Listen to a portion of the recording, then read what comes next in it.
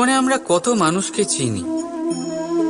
আপনিও এমন অনেক মানুষকে চেনেন যারা নিজেদের অসফল মনে করে, নিরাশ হয়ে থাকে, যারা এটাই স্বীকার করে নিয়েছে যে এই জীবনে তাদের দ্বারা কোনো কর্মই হবে না, কোনো কাজে সফল হবে না, তারা কোনো কাজের যোগ্যতাই নেই তাদের। কিন্তু এমনটা একদমই নয়। এই পৃথিবীতে এমন কিছু নেই যার কোনো যোগ্যতাই নেই। এমন কোনো অক্ষর নেই যেটা কোনো মন্ত্রের অংশ নয়। এমন কোনো জড়িবুটি নেই যা ঔষধি নয়। এমন কোনো বিষ নেই যেটা সঠিক সময়ে অমৃত হয়ে যায় না। আর সেই প্রকার কোনো ব্যক্তি অযোগ্য হতেই পারে। তাকে অযোগ্য করে তোলে তার চিন্তাধারা। এই জন্য আত্মবিশ্লেষণ করুন। নিজের আত্মাকে নিজেই চিনতে পারবেন। নিজের অন্তরাত্মাকে জাগ্রত করুন। আপনি দেখতে পাবেন এই পৃথিবীর ভিত তৈরি হয় আশা দিয়ে। সেই পৃথিবীতে নিরাশা, হতাশা আর হারের মতো শব্দগুলির কোনো অস্তিত্বই নেই। রাধা রাধা। আমি আপনাদের বলেছিলাম যে সংসারের সবথেকে বড় অস্ত্র আর সবথেকে বড় সম্বল হলো বন্ধুত্ব। কিন্তু এই বন্ধুত্ব কেমন হওয়া উচিত? বন্ধুত্ব হওয়া উচিত দুধে মেশানো জলের মতো। কিভাবে? দুধে যখন জল মেশানো হয় তখন সেই জল নিজেই দুধে পরিণত হয়। এবার ভাবুন, দুধের সাথে বন্ধুত্ব করে জলের গুরুত্ব কেমন বেড়ে গেল। তবে এখানেই কিন্তু এই গল্পের শেষ নয়। যখন দুধকে গরম করা হয় তখন জল নিজের বন্ধুত্ব পালন করে। জল নিজে আগে সেটার তাপ নেয়, নিজের অস্তিত্বকে বাষ্পে রূপান্তরিত করে আর দুধকে বাঁচিয়ে নেয়। আর তারপর জল বাষ্প হয়ে গেলে দুধ ফুটতে থাকে। সে পাত্র থেকে বেরিয়ে উপচে পড়ে আর শান্ত তখনই হয় যখন তাতে আবার জল মেশানো হয়। অর্থাৎ বন্ধুত্ব সেটাই যা বন্ধুর অস্তিত্বকে বিস্তার করে। বন্ধুত্ব সেটাই যা বন্ধুর জন্য নিজের অস্তিত্ব জ্বালিয়ে দেয়। বন্ধুত্ব সেটাই যাতে সুখ আর দুঃখ দুটোই বন্ধুত্বের সাথে যুক্ত। তাহলে এমন বন্ধুত্ব করো যার সামনে কুবেরের ধনও কম পড়ে যায়।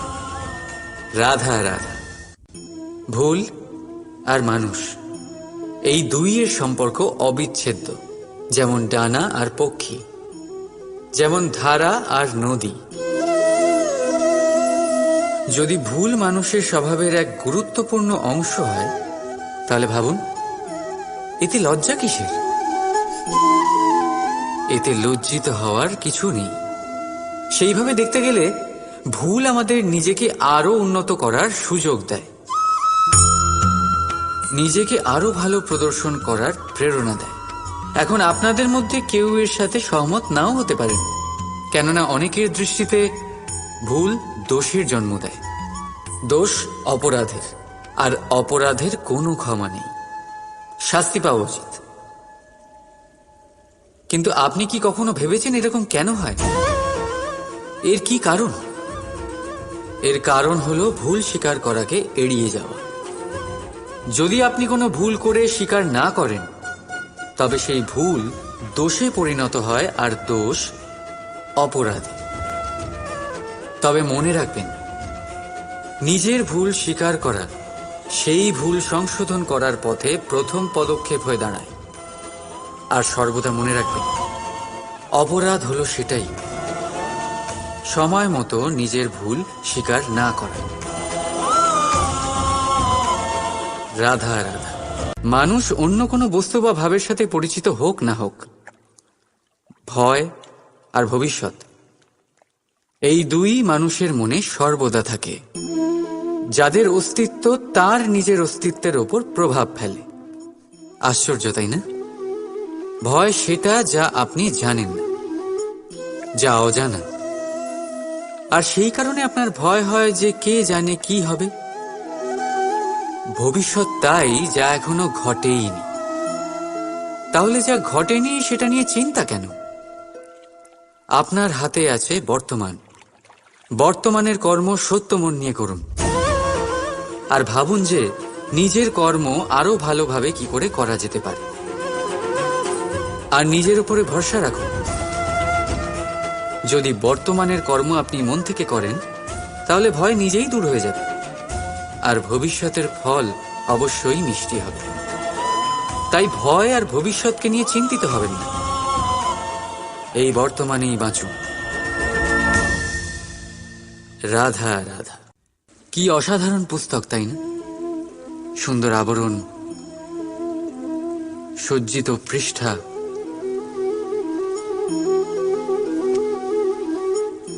কিন্তু একে কি সত্যিই অসাধারণ পুস্তক বলে গণ্য করা যায়? এটাতে যা লেখা আছে তা কি সত্য, প্রেরণাদায়ী, আমাদের জন্য মূল্যবান? কি করে নিশ্চিত হওয়া যায় এই বিষয়ে? এবার আপনারা বলবেন, এ তো সহজ ব্যাপার। আবরণ দেখে পুস্তকের গুণ বিচার করা যায় না। তার জন্য আপনাকে সেটা পড়তে হবে, সেটা বুঝতে হবে, সময় দিতে হবে, তাই না? একদম ঠিক ভাবছেন আপনারা। আশ্চর্য বিষয় হলো এটাই, একটা পুস্তকের ব্যাপারে আপনারা এই সব কিছু জানেন, কিন্তু কোনো ব্যক্তির ব্যাপারে আপনারা এইসব কথা নিয়ে একদম ভাবেন না। ব্যক্তির মূল্যায়ন তার বস্ত্র দিয়ে, তার শারীরিক রূপ দিয়ে বা তার সৌন্দর্য দিয়ে করা যায় না। তার জন্য আপনাকে সেই ব্যক্তির মন পড়তে হবে, বুঝতে হবে, তাকে সময় দিতে হবে। কিন্তু আমরা কি করি? গঠন, রং আর সৌন্দর্য দেখে আকৃষ্ট হয়ে যাই, সেটাকে প্রেম ভেবে বসি।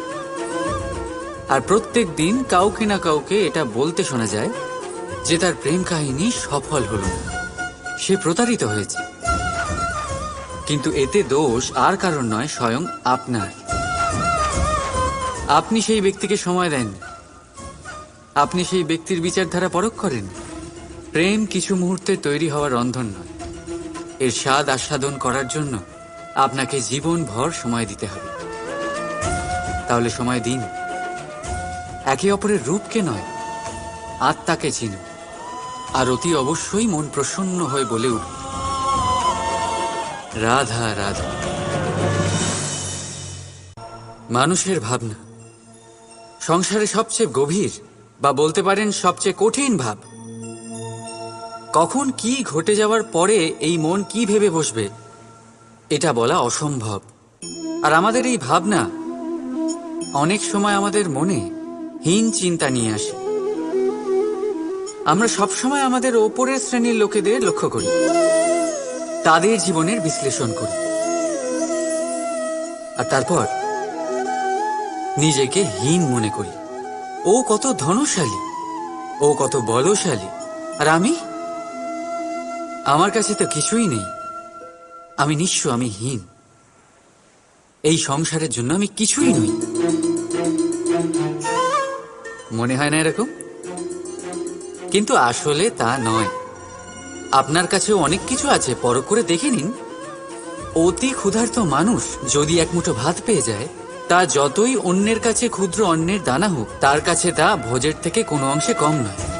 তাই যখনই মনে হীন চিন্তার উদ্রেক হবে, আপনজনদের দিকে তাকান, তাদের কথা ভাবুন। আপনার বিশ্বাস হয়ে যাবে, আপনি যতই মনে করেন এই সংসারের জন্য আপনি কিছুই নন, কিছু মানুষের জন্য আপনি গোটা সংসার সমান। তাই যা আপনার সংসার, তাতেই সুখী থাকতে শিখুন। রাধা রাধা।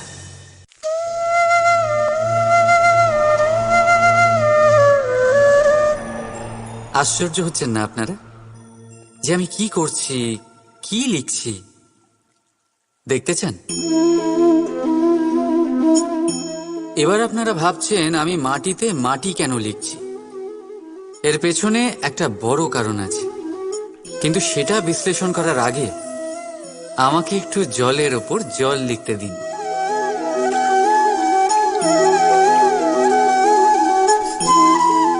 কি হলো? যেটা আমি লিখলাম সেটা দেখা যাচ্ছে না কেন? তাহলে এবার শুনুন আপনাদের প্রথম প্রশ্নের উত্তর। মাটিতে মাটি লেখা যতটা সরল, ঠিক ততটাই কঠিন জলের ওপর জল লেখা। সম্পর্কও ঠিক এমনই হয়।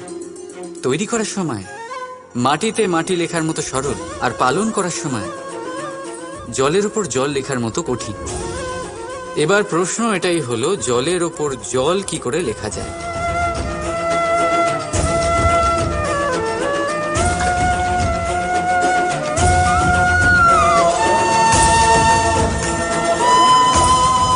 যেভাবে এই পাথরগুলো জলের মধ্যে ডুবে জলের গভীরে চলে গেল, ঠিক এইভাবে আমাদের সম্পর্ক পালন করতে হবে। এই পাথরের মতো নিষ্ঠা সহকারে গভীরে যেতে হবে। সম্পর্ক কখনোই ভাঙবে না। রাধা রাধা। গ্রন্থে লেখা আছে যে মানুষ যদি মৌন থাকতে শিখে যায় তাহলে তার অধিকাংশ সমস্যারই সমাধান হয়ে যাবে। আর সত্যি তাই, মৌনতায় অনেক শক্তি আছে, অনেক ক্ষমতা আছে, কিন্তু সেই ক্ষমতা থেকে কি লাভ যদি তা সময় মতো কাজে না লাগে? সবসময় মৌন থাকাটা কি উচিত? না। ইতিহাস সাক্ষী, সংসারে বেশিরভাগ সমস্যা এই জন্যই হয়েছে কারণ সময় মতো মানুষ তার বিরোধিতা করতে পারেনি, মৌন ছিল। যদি মৌন থাকাটা অস্ত্র হয় তাহলে সেটাকে ঠিক সময় ব্যবহার করাটাও জরুরি। যদি অকারণে মৌন থাকেন তাহলে অন্যায়ের কাছে সেটা সম্মতি হয়ে দাঁড়াবে, আর ধীরে ধীরে সেটা আপনার স্বভাবে পরিণত হবে, আপনার অভ্যেস হয়ে দাঁড়াবে, আর তারপর আপনার ব্যক্তিত্ব একটা সামান্য প্রাণহীন পাথরে পরিণত হবে। প্রয়োজন পড়লে নিজের বাণীর সদ্ব্যবহার করতে শিখুন। বাণীকে কখন বশে রাখবেন আর কখন মৌন থাকা উচিত নয়, এর থেকেও বেশি গুরুত্বপূর্ণ এটা বিচার করা যে কখন মৌনতা ভাঙতে হবে। রাধা রাধা। আপনি শুধু আমাদের দূরে করেছেন বড় ভাই, কিন্তু দূরে রাখতে পারবেন না।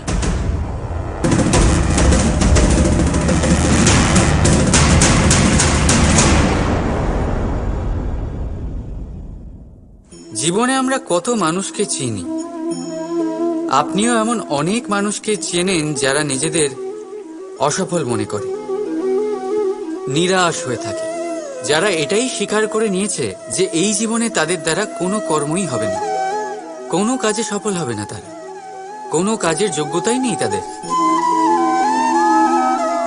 কিন্তু এমনটা একদমই নয়।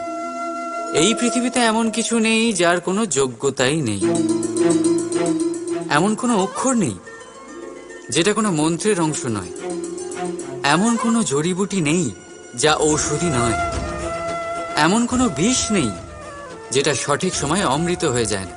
আর সেই প্রকার কোনো ব্যক্তি অযোগ্য হতেই পারে না। তাকে অযোগ্য করে তোলে তার চিন্তাধারা। এই জন্য আত্মবিশ্লেষণ করুন, নিজের আত্মাকে নিজেই চিনতে পারবেন, নিজের অন্তরাত্মাকে জাগ্রত করুন। আপনি দেখতে পাবেন এই পৃথিবীর ভিত তৈরি হয় আশা দিয়ে। সেই পৃথিবীতে নিরাশা, হতাশা আর হারের মতো শব্দগুলির কোনো অস্তিত্বই নেই। রাধা রাধা। यदा यदा ই ধর্মস্য গ্লানির্ভবতি ভারত অভ্যুত্থানং অধর্মস্য তদাত্মানং সৃজাম্যহম। যখন যখন পৃথিবীতে পাপ বাড়ে, ধর্মের হানি হয়, তখন তখন আমি আসি। এটা তো আপনারা সবাই জানেন, কিন্তু এটা কখনো ভেবে দেখেছেন যে কেন আমি এই মর্তলোকের প্রাণী হিসেবেই অবতীর্ণ হই? কেন আমি মানুষ রূপে আপনাদের মাঝেই থাকি? আজ বলছি, সংসারে পাপ আর পুণ্য সমতা বজায় রাখে, কিন্তু যখন পাপ তার সীমা পার করে যায় আমাকে আসতেই হয়। কারণ এই যে আপনারা আমাকে বিস্মৃত হন। আশ্চর্য হবেন না, আমি আপনাদের মধ্যেই থাকি, শুধু আপনারা নিজেদের অন্তরে থাকা পরমাত্মাকে বিস্মৃত হন। এই জন্য আমাকে আসতে হয় আপনাদের এটা বলতে, সমস্ত শক্তি আপনাদের মধ্যেই আছে। কিন্তু আপনারা কি করেন? আমাকে সম্মান করেন, আমাকে পুজো করেন আর শক্তি প্রার্থনা করেন, বিভিন্ন রকমের চাহিদা আমার সম্মুখে রাখেন। আমার আপনার শ্রদ্ধায় কোনো আপত্তি নেই। আমার আপত্তি আছে সেই ভাবনায় যা আপনাকে দুর্বল করে দেয়। পরমাত্মার উপর শ্রদ্ধা রাখুন, কিন্তু নিজের আত্মার উপরও বিশ্বাস রাখুন, কারণ এই সংসারে এমন কিচ্ছু নেই যা আপনারা করতে পারবেন না। প্রতি নরের মধ্যে নারায়ণ বিরাজ করেন, আর প্রতি নারীর মধ্যে লক্ষ্মী। তাহলে চিনুন নিজের অন্তরের নারায়ণকে, আর বদলে দিন সময়ের চক্রব্যূহ। আমি খুশি হব জেনে আমার অবতীর্ণ হওয়ার বাস্তবিক প্রয়োজন আপনারা বুঝতে পেরেছেন। এখন শঙ্কা ত্যাগ করে শঙ্কর হয়ে যান, না হলে পাথরের মতো বেঁচে থাকতে হবে। রাধা রাধা। কখনো আপনারা ভেবেছেন এই সংসারে আমরা কার সাথে সবচেয়ে বেশি জড়িত? আপনারা কেউ বলবেন মাতা পিতা, কেউ বলবেন মিত্র, কেউ বলবেন স্ত্রী, আর কেউ বলবেন সন্তান। কিন্তু না, যদি এই সংসারে কারোর সাথে আমরা জড়িত থাকি, তাহলে তা সময়। সময়ই আমাদের অতীত, সময়ই আমাদের বর্তমান, আর সময়ই আমাদের ভবিষ্যৎ। আর আমরা কি করি? সব থেকে বেশি জড়িত সময়কে, সবচেয়ে বহুমূল্য সম্পত্তিকে আমরা নষ্ট করে দিই। কেউ ভবিষ্যতের জন্য উজ্জ্বল স্বপ্ন বনে, কেউ অতীতকে দোষারোপ করে। কিন্তু একটু ভেবে দেখুন, আপনার অতীতকে আপনি ভাবনা চিন্তা করে বদলে দিতে পারবেন না। আর ভবিষ্যতের ব্যাপারে চিন্তা ভাবনা করে যদি আপনি আপনার বর্তমান নষ্ট করে দেন, তাহলে আপনার ভবিষ্যৎও আপনার অতীতের মতোই হবে। এই জন্য আজকের ব্যাপারে ভাবুন, সেটাকে উজ্জ্বল করে তুলুন। আপনার অতীত আর আপনার ভবিষ্যৎ নিজেই উজ্জ্বল হয়ে যাবে। রাধা রাধা। অনেক সময়ই আপনার বয়োজ্যেষ্ঠরা বলেছেন যে এই সংসার দুঃখে ভরা, আর ঈশ্বর ভক্তি সেই দুঃখকে দূর করার পথ। কিন্তু ভেবে দেখুন, যদি এই সংসার দুঃখের সাগর হতো, নিয়তি কি আপনাকে এখানে জন্মগ্রহণ করাতো? ঈশ্বর কি এখানে অবতার রূপে আসতেন? যখন সমস্যাকে আমরা বশে আনতে পারি না, তখন আমরা দোষারোপ করি এই সংসারকে, এখানকার মানুষকে। ভাবি ভালো হতো এখানে জন্মগ্রহণ না করি। একজন চাষি এক অনুর্বর জমিতে চাষ করেন, আর নিজের পরিশ্রম দিয়ে সেই জমিকে করে তোলেন সুজলা সুফলা। একজন দর্জি, যার কাছে একটা সামান্য কাপড় আসে, নিজের পরিশ্রম দিয়ে সেটাকে একটা সুন্দর পোশাকে পরিণত করেন। আপনিও পরিশ্রম করুন। এটা গুরুত্বপূর্ণ নয় আপনি সংসারের কোন স্তরে এসেছেন, এটা গুরুত্বপূর্ণ নয় আপনি এখানে কি করে এসেছেন। যদি গুরুত্বপূর্ণ কিছু থাকে, তা হলো সংসার ছেড়ে যাওয়ার সময় আপনি এই সংসারকে কিরকম রেখে গেলেন। তাহলে এই ভেবে বাঁচুন যে কারোর জন্য যা নরক, তাকে তার কাছে স্বর্গ করে তুলতে পারলে আপনার জীবন আর আপনার সংসার দুই ধন্য হয়ে যাবে। রাধা রাধা। আমাদের সবার কখনো না কখনো তো ক্রোধের উদ্রেক হয়, আর তা তো হবেই। আমরা মানুষ, এই ভাবের সাথে আমরা জড়িত। কিন্তু এই ক্রোধ কেন হয় ভেবেছেন কখনো আপনারা? এই ক্রোধ তখনই হয় যখন কোনো কিছু আমাদের মনোপুত হয় না। যেমন কেউ আমাদের কথা না শুনলে, বা যদি আমাদের পরাজিত হতে হয়। কিন্তু এই সব পরিস্থিতির ভিত্তি একটাই, যে কোনো কোনো সময় কোনো কোনো জায়গায় আমরা দুর্বল। ক্রোধ জন্ম নেয় আমাদের দুর্বলতা থেকে, আর তারপর সেটা আমাদের সব থেকে বড় দুর্বলতা হয়ে দাঁড়ায়। আর যদি ক্রোধকে বশ না করা যায়, তাহলে ভ্রম জন্ম নেয়। আর যদি এই ভ্রমকে বশে না আনা যায়, তাহলে বিবেক চঞ্চল হয়ে ওঠে। আর এই চাঞ্চল্যকে বশ না করতে পারলে ব্যক্তির তর্ক শক্তি নষ্ট হয়ে যায়, ভাবনা চিন্তা করার ক্ষমতা শূন্য হয়ে যায়, আর তখন সেই ব্যক্তির পতন ঘটে। তাই জন্য নিজের ক্রোধকে বশে রাখুন, আর নিজের মনকে শান্ত হতে বলুন। রাধা রাধা। আমরা নিজেদের সম্পর্কের সাথে বাঁচি, উৎসব পালন করি, খেলা করি, আহার করি, আনন্দ করি। কিন্তু যখন কোনো প্রিয়জন আমাদের থেকে দূরে সরে যায়, এই সংসার ছেড়ে চলে যায়, তখন আমরা দুর্বল হয়ে পড়ি, সর্বদা দুঃখে থাকি। এটা কি হওয়া উচিত? এই প্রকৃতিকে দেখুন, বৃক্ষ পাতার ঝরে যাওয়ার শোক পালন করে না, সে নতুন পাতা জন্মাবার আহ্বান করে। গতকাল আপনি কারো স্থানে এসেছিলেন, আর আগামীকাল আপনার স্থানেও অবশ্যই কেউ আসবে, কারণ এটাই পরিবর্তন, এটাই প্রকৃতির নিয়ম। এতে শোক কিসে? যা গেছে সেটার শোক পালন না করে যা পাবেন অথবা যা আপনার কাছে আছে সেটা উপভোগ করুন। রাধা রাধা। আমাদের কাছে প্রতিনিয়ত বহু মানুষ আসেন, কাউকে আমরা সময় দিই, আবার কাউকে আমরা তিরস্কার করি। কিন্তু তিরস্কার কখনোই করা উচিত নয়। যে কোনো ব্যক্তির আপনার কাছে আসার তিনটি প্রধান কারণ হতে পারে: ভাব, অভাব আর প্রভাব।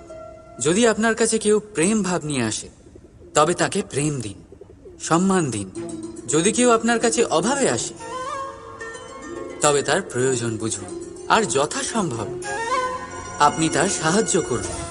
আর যদি কেউ আপনার কাছে প্রভাবের জন্য আসে, তাহলেও তাকে উচিত সম্মান দিন। এটা অত্যন্ত ভাগ্যের ব্যাপার যে কেউ আপনার প্রভাবে আছে। কিন্তু তিরস্কার কখনো করবেন না। তিরস্কার জন্ম দেয় কুণ্ঠাকে, আর কুণ্ঠা যে কাউকে আপনার শত্রু বানিয়ে দিতে পারে। এই জন্য বন্ধুত্ব করুন, আনন্দে থাকুন, আর আমার সাথে বলুন রাধা রাধা।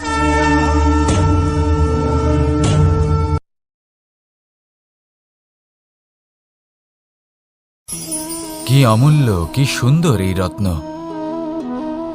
এবার ভেবে দেখুন, যদি আমি এই রত্নকে ব্যবহার করি আখরোট ভাঙার জন্য, তাহলে কি হবে? বা ভেবে দেখুন, এই রত্ন নিয়ে আমি যদি বন্ধুদের সাথে খেলা করতে শুরু করে দিই, তাহলে কি হবে? আপনি তো হাসবেন আমার ওপর। আপনি বলবেন, এত অমূল্য একটা রত্ন, এর দ্বারা কত দুঃখ দূর করা সম্ভব। এই মূল্যবান রত্নের আমি অপব্যবহার করছি। একদম ঠিক বলেছেন, আমি মেনে নিচ্ছি। মূল্যবান বস্তুর অপব্যবহার করা অনুচিত, কিন্তু আপনিও তো তাই করছেন, তাই না? ভেবে দেখুন, মানুষ এই সংসারের সর্বশ্রেষ্ঠ প্রাণী, আর মানুষের এই শরীর সব থেকে মূল্যবান রত্ন। এবার এর সাথে আপনি কি করছেন? অপব্যবহার করছেন না, নিজের স্বাস্থ্যের যত্ন নিচ্ছেন না, আপনি অনুচিত পথে চলছেন শুধুমাত্র ধন অর্জন করার জন্য, পাপ কাজ করছেন। কি না করছেন? এটা অপব্যবহার নয়? ভেবে দেখুন, আমরা এই মানব শরীরের সাথে কি করতে পারি। যদি এর আমরা সদ্ব্যবহার করি, তাহলে অনন্ত পুণ্য অর্জন করতে পারি, যার দ্বারা শুধুই নিজেকে নয়, বরং আমাদের আশেপাশের সকলকে সন্তোষ প্রদান করতে পারি। তাই সংকল্প নিন, এটাই যে মানব শরীরের আমি সদ্ব্যবহার করব, পুণ্যের পথে চলব, সকলের মঙ্গলের জন্য, সকলের প্রসন্নতার জন্য। এই কর্ম করুন, এই পথে চলতে থাকুন। এই মন সন্তোষ বোধের সাথে বলবে রাধা রাধা।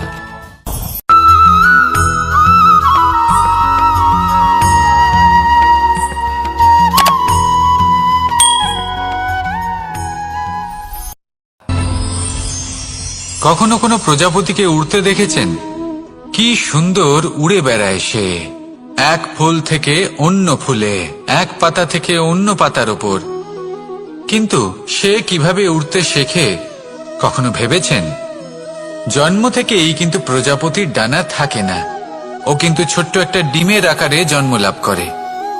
তারপর সেই ডিমটি ভেঙে একটি কীট বাইরে আসে। আস্তে আস্তে সে বড় হয়, ওর শক্তি বৃদ্ধি পায়। তারপর সে সেই কীট দশা ত্যাগ করে নিজের ডানাগুলি মেলে। এই প্রক্রিয়া তার কাছে সরল নয়, অত্যন্ত যন্ত্রণাদায়ক প্রক্রিয়া, কিন্তু সে সেই যন্ত্রণা মেনে নেয় আর তারপর আস্তে আস্তে সে উড়তে শেখে। শুধুমাত্র আকাশে উড়ে বেড়ায় তা নয়, আমাদের মনের মাঝে উড়ে বেড়ায়। এবার এই ডিম থেকে প্রজাপতি হয়ে ওঠার যে যাত্রা, এটা যতটা কঠিন ততটাই কঠিন হয় এই সংসারে শ্রেষ্ঠ কর্ম করা, ততটাই কঠিন হয় এই সংসারে মহান হয়ে ওঠা। সেই জন্য প্রয়োজনীয় প্রচেষ্টা এবং সময়। নিরন্তর প্রচেষ্টা করতে থাকুন, পর্যাপ্ত সময় নিন এবং আপনি নিজেকে এই আকাশে উড়ন্ত অবস্থায় পাবেন। আসুন আমার সাথে ভালোবেসে বলুন, রাধা রাধা। পায়েস হলো আমার বিশেষ প্রিয়। এর মধুর স্বাদ মনকে প্রফুল্ল করে তোলে। ছোটবেলায় মা আমার জন্য পায়েস বানাতেন এবং আমাকে বলতেন যে গরম থাকতে থাকতে খেয়ে নে কানাই, ঠান্ডা হয়ে গেলে ভালো লাগবে না। কিন্তু আমিও দুষ্টু ছিলাম, ঠান্ডা হওয়া পর্যন্ত অপেক্ষা করতাম আর ঠান্ডা হয়ে যাওয়ার পরে মার কাছে যেতাম আর ওনাকে বলতাম যে মা, পায়েস তো ঠান্ডা হয়ে গেছে, এটা গরম করে দিন। তখন মা হাসতেন আর বলতেন যে পায়েস না হয় আমি আবার গরম করে দেব কানাই, কিন্তু এর মধুর স্বাদ, সেই মিষ্টত্ব, সেই সুবাস, সেটা আবার ফিরে আসবে না। কথাটা সত্যি। আর এই সত্যটাই আমাদেরও জীবনের সত্য। আমাদের জীবনের মধুর সম্পর্কগুলি, এতে যখন কটুভাব প্রবেশ করে তখন সেই মিষ্টত্ব ফিরিয়ে আনা প্রায় অসম্ভব ব্যাপার হয়ে যায়। আপনি চেষ্টা করে সেই সম্পর্ক ঠিক করতেই পারবেন, তার জন্য অগাধ পরিশ্রম করতে হবে, কিন্তু আবার সেই মিষ্টত্ব কখনো ফিরে আসবে না। সেই জন্য আপনার জীবনের যে মধুর সম্পর্ক আছে, যতটা সম্ভব চেষ্টা করুন তাতে মিষ্টত্ব বজায় রাখতে। কটুভাব আসতে দেবেন না।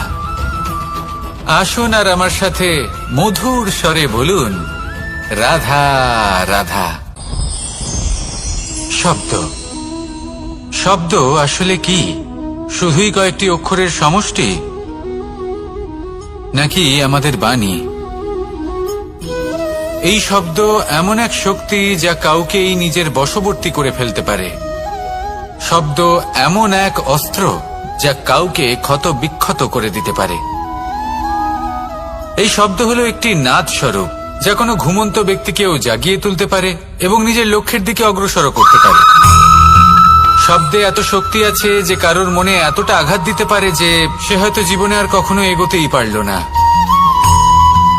তাহলে এই শব্দের প্রয়োগ খুব ভেবেচিন্তে করবেন। এবং এই শব্দের মতোই হলো নীরবতা। অনেক সময় এই নীরবতা আমাদের সহায়ক হয়ে ওঠে, অনেক সময় এটা আমাদের অনুশোচনাকে অনেক বেশি বাড়িয়ে তুলতে পারে। ভীষ্ম পিতামহ, অঙ্গরাজ কর্ণ, যখন দ্রৌপদীর বস্ত্রহরণ হচ্ছিল তখন এনারা নীরব ছিলেন। দুর্যোধনের বিরোধিতা করেননি, ওকে বাধা দেননি। আর তারপর কি হলো সেটা আপনারা সকলে জানেন। দেখতে গেলে নীরবতা চুপ করে থাকা, কিন্তু যদি কোনো দুষ্টের সামনে চুপ করে থাকেন, যদি তার বিরোধিতা না করতে পারেন, তাহলে এই নীরবতাই অনেক বড় পাপের আকার ধারণ করে। মনে রাখবেন আর আমার সাথে ভালোবেসে বলবেন, রাধা রাধা। আভূষণ, কার না ভালো লাগে এই আভূষণ? আমরা পরিশ্রম করি, ধন অর্জন করি আর আভূষণ কিনে থাকি, কখনো নিজের জন্য, কখনো বা তাদের জন্য যাকে আমরা ভালোবাসি, বা তাদের জন্য যাকে আমরা সম্মান করি। হয়তো সেই জন্যই সীতা চূড়ামণি ধারণ করেছিলেন এবং আমি সামন্তকমণি। কিন্তু এটাই কি সেই প্রকৃত আভূষণ যা আপনার মূল্য বৃদ্ধি করে? না। শ্রীরামের আভূষণ হলো ওনার নম্র ভদ্র ব্যবহার। মাতা সীতার আভূষণ হলো ওনার সততা, ওনার নিষ্ঠা, ওনার ত্যাগ। অর্জুনের আভূষণ ছিল ওনার একাগ্রতা। রাধার আভূষণ ওনার প্রেম। এই আভূষণ কোথাও নেই, আপনার মনে আছে। যদি আপনার মনে মিষ্টতা থাকে, তা শান্ত হয়, তাতে সততা থাকে, নিষ্ঠা থাকে এবং প্রেম থাকে, তাহলে আপনার অন্য আর কোনো আভূষণের কোনো প্রয়োজন নেই। আপনি যতই ভিড়ের মাঝে থাকুন, আপনার ঔজ্জ্বল্য চোখে পড়বে। আসুন আর আমার সাথে ভালোবেসে বলুন, রাধা রাধা। এই সংসারের সবথেকে বড় সত্যি হলো জন্ম এবং মৃত্যু, কিন্তু আরো বড় একটা সত্য আছে, মিত্র এবং শত্রু, যা আমাদের সকলের জীবনে থাকে। মিত্র সে যে আমাদের সঙ্গ দেয় এবং সংসারের সবথেকে উঁচু শিখরে আমাদের নিয়ে যায়, এবং শত্রু সে যে যে কোনো মুহূর্তে যে কোনো শিখর থেকে আমাদের নিচে ফেলে দিতে পারে। এবার বিচিত্র ব্যাপার হলো এটাই যে আমরা নিজেরাই এদের সাথে নিয়ে চলি, নিজেরাই এদের পালন করি। তা কি করে? প্রথমে বুঝুন এই মিত্র এবং শত্রু কারা। আপনার নিজের মন, আর কেউ নয়। এই মনই হলো মিত্র যখন তাতে ভারসাম্য বজায় থাকে, তা নিয়ন্ত্রিত থাকে, তা পবিত্র হয়। কিন্তু যদি এই মন অনিয়ন্ত্রিত হয়ে পড়ে, যদি আপনাকে সে নিয়ন্ত্রণ করতে শুরু করে, তখন সেই আপনার সবথেকে বড় শত্রু হয়। সেই জন্য এই মনের ওপর নিয়ন্ত্রণ রাখতে শিখুন, এতে ভারসাম্য বজায় রাখতে শিখুন। তাহলে আপনি এমন এক বন্ধুকে পাবেন যে আপনাকে এই সংসারের শিখরে পৌঁছে দেবে। আসুন আমার সাথে ভালোবেসে বলুন, রাধা রাধা। ঈশ্বর আসলে কে? সংসারের বেশিরভাগ মানুষের কাছে ঈশ্বর হলেন এই সংসারের রচয়িতা, পালনকর্তা। কারোর কাছে উনি জ্ঞাতা, কারোর কাছে উনি হলেন আস্থার প্রতীক, আবার কারোর জন্য শুধুমাত্র অন্ধ বিশ্বাস। কিন্তু এই ঈশ্বর কি কোনো শরীর, নাকি একটা বোধ, নাকি শুধুই শ্রদ্ধা? ঈশ্বর হলেন তিনি যিনি হলেন আপনার ইষ্ট। সেই জন্যই তো গুরু, মাতা, পিতা এনাদেরও ঈশ্বরই বলা হয়েছে। যাদেরকে আমরা ঈশ্বর বলে মনে করি, যারা আমাদের ইষ্ট, তাঁরা আমাদের একটি পথ দেখান, একটি দিকে চালিত করেন। সেই পথে চলে আপনি শুভ কর্ম করতে পারেন। আর যখন কোনো ব্যক্তি তার ঈশ্বরের আদেশ পালন করেন, তখন সে নিজে থেকেই শুভ পথে অগ্রসর হয়ে যান। বেশ কয়েকজন মানুষ ঈশ্বরের ওপর আস্থা রাখেন এবং ভাবেন যে অনুচিত কোনো কাজ করা উচিত নয়, ঈশ্বর দেখছেন। ওনারা ভয় পান যে কোনো অনুচিত কর্ম করলে কে জানে তার পরিণাম কি হবে। এমন অনেক ব্যক্তি রয়েছেন যারা ঈশ্বরকে বিশ্বাস করেন এবং জানেন যে ঈশ্বর তাদেরকে দেখছেন, তাই যে যে শুভ কর্ম ওনারা করেছেন তার ফল তারা অবশ্যই পাবেন।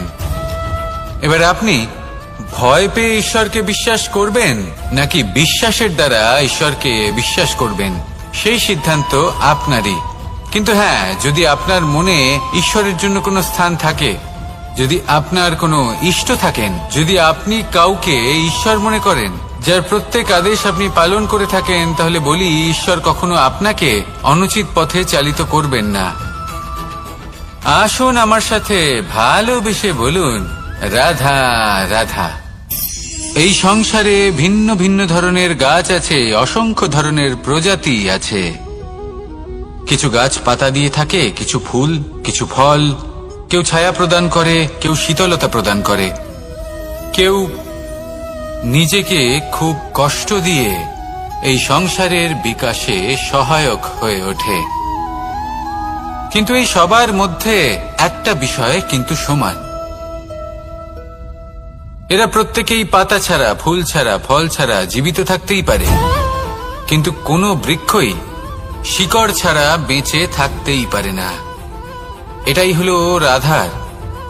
ঠিক সেইভাবেই আমাদের জীবনে শক্তি হোক, ধন হোক বা সাফল্য হোক, আমাদের বা আমাদের পরিবারের প্রসন্নতাই হোক, এই সব কিছুর আধার হলো, সবকিছুর মূল হলো পরিশ্রম।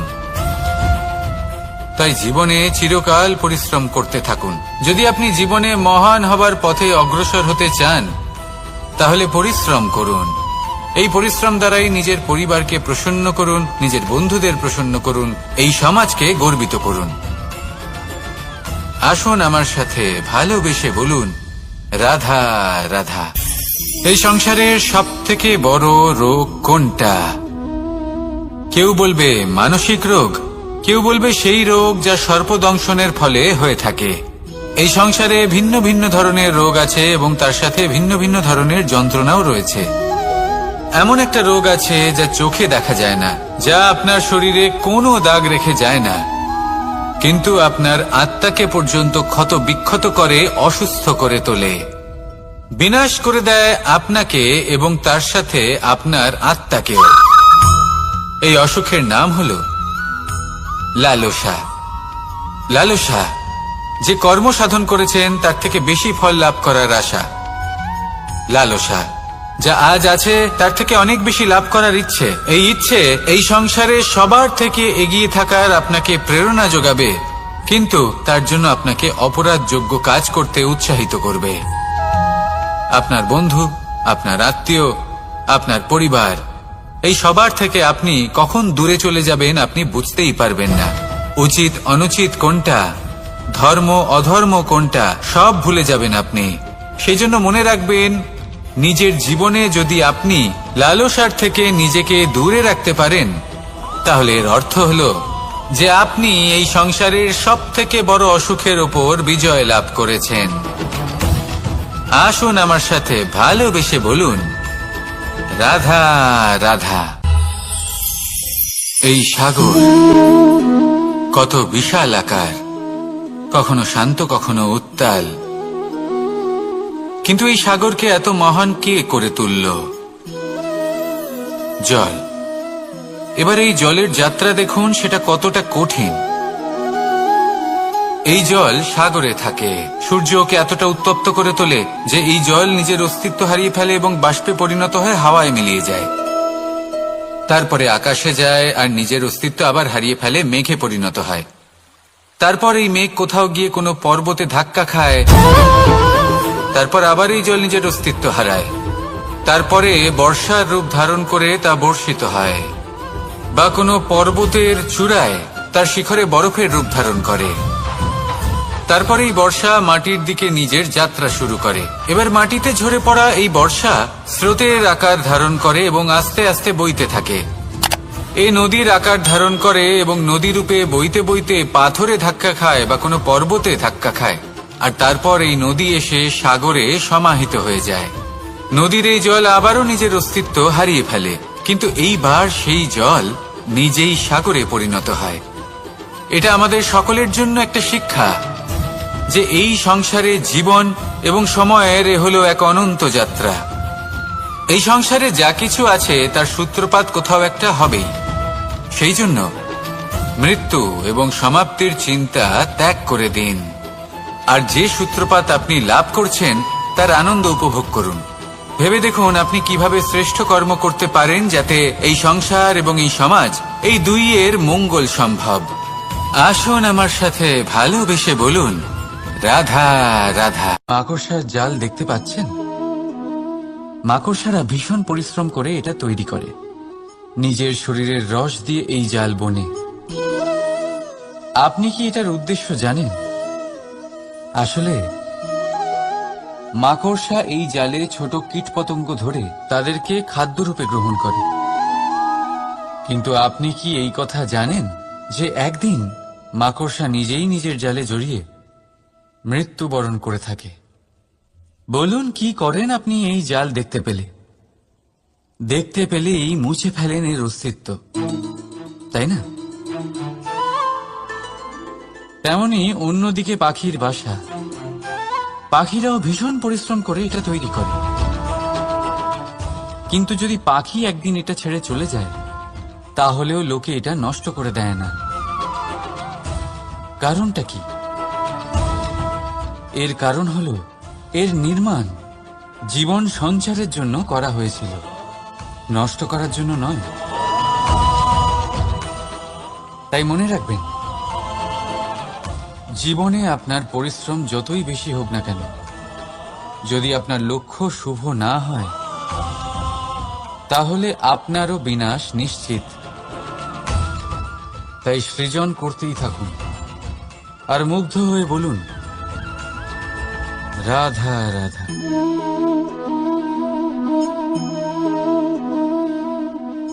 আপনার কি মনে হয় আমি কি করছি? আপনি বলবেন আমি প্রদীপ জ্বালাচ্ছি, সঠিক। কিন্তু প্রশ্ন হচ্ছে যে আমি কি আপনাকে বলেছি যে একে প্রদীপ বলা হয়? না। এই প্রদীপ কি নিজেই নিজের পরিচয় আপনাকে দিয়েছে? না। তাহলে আপনি কি করে জানলেন যে একে প্রদীপ বলা হয়? উত্তর হচ্ছে, করবে যে লোকে আপনাকে প্রদীপ ভেবে ভালোবাসবে নাকি সাপ ভেবে ভীত হয়ে থাকবে। রাধা রাধা। সময় কত বিচিত্র হয়। সময় আমাদের পক্ষে থাকলে আমরা নিজেদের রাজা মনে করে নিই, আর সেই সময় যদি বিপক্ষে চলে যায় তাহলে নিঃস্ব হতে সময় লাগে না। তাই মানুষের একটা অভ্যেস আছে, খারাপ সময়ের জন্য কিছু সঞ্চয় করা। আত্মীয়, বন্ধু খারাপ সময় পাশ থেকে সরে যায়। যশ, মান প্রতিকূল সময় চিরস্থায়ী হয় না। তাই মানুষ মনে করে অর্থ সঞ্চয় করাই শ্রেয়। অর্থের কোনো হৃদয় নেই যা সময়ের সাথে পরিবর্তিত হবে। সংসার বলে সর্বদা অর্থ সঞ্চয় করতে থাকুন। খারাপ সময় অবশ্যই কাজে লাগবে, কিন্তু আমি বলবো শুভ কর্ম করতে থাকুন, আনন্দে থাকুন, নিজের ওপর আর ঈশ্বরের ওপরে বিশ্বাস রাখুন। খারাপ সময় কখনো আসবেই না। রাধা রাধা। প্রকৃতি মানুষকে এক বিশেষ শক্তি দিয়েছে, অন্য জীবের থেকে বেশি শক্তি দিয়েছে। স্মরণ শক্তি। এই শক্তি মানুষকে অন্য জীবের থেকে ভিন্ন করে, ইতিহাস রচনা করার প্রেরণা দেয়, জ্ঞানকে বংশানুক্রমে এগিয়েও নিয়ে যায়। আর যারা ভুলে যান, অধিকাংশ সময় তারা উপহাস আর দয়ার পাত্র হয়ে যান। কিন্তু এটাই কি প্রকৃত রূপে সত্য? না।